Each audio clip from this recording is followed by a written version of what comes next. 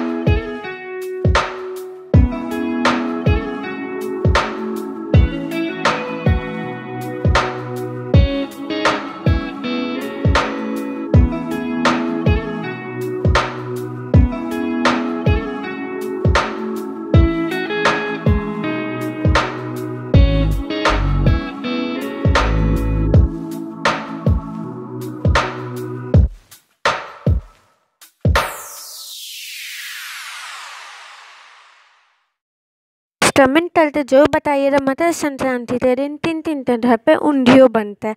चलिए आगे देखते हैं।